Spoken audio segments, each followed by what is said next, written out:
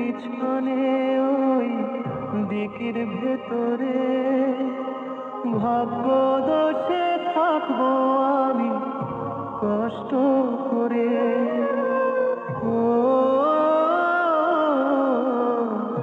একটু হেসে বল না দিদি